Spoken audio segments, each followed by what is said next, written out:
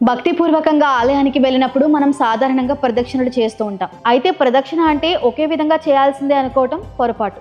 నిజానికి ప్రదక్షిణలు 5 రకాలుగా ఉంటాయి. వాటిలో మనకు కొన్ని తెలిసి ఉంటాయి, కానీ మిగిలినవైతే చాలా మందికి తెలియకపోవచ్చు. ఈ 5 రకాల ప్రదక్షిణల వివరాలు ఇక్కడ తెలుసుకుందాం. ఆత్మ ప్రదక్షిణ అంటే ఇది సాధారణంగా ఇంట్లో వ్రతం లేదా పూజ చేసిన తర్వాత మన చుట్టూ మనమే సవ్య దిశగా అంటే దక్షిణావర్తంగా చేసే ప్రదక్షిణ. ఇక్కడ ప్రదక్షిణ పదం ఉండకపోవచ్చు. ఒకే చోట నిలబడి స్వయంగా చేసే ఈ ప్రదక్షిణను ఆత్మ ప్రదక్షిణ అని అంటారు.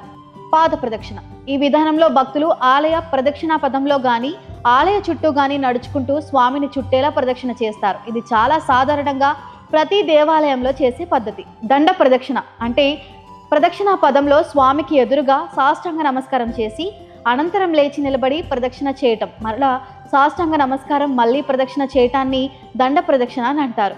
ఈ పద్ధతిలో 4 దిక్కులలో కానీ లేక 4 దిక్కులు 4 మూలలు కలిపి 8 చోట్ల సాష్టాంగ నమస్కారం చేస్తారు. అంగ ప్రదక్షిణ అంటే ఇది అత్యంత శారీరక శ్రమతో కూడిన ప్రదక్షిణ. మనిషి అవయవాలన్నీ భూమిని తాకేటట్లు పడుకుని ఆలయం చుట్టూ దొర్లుతూ చేసే ప్రదక్షిణను అంగ ప్రదక్షిణ అని అంటారు. మిశ్రమ ప్రదక్షిణ అంటే పైన పేర్కొన్న అన్ని విధాల ప్రదక్షిణలతో కూడిన సమ్మిళిత విధానమే మిశ్రమ ప్రదక్షిణ. ఇది ఒకే సమయంలో భక్తి, శ్రమ, వినయం మరియు ఆచరణ కలిపిన విధానం.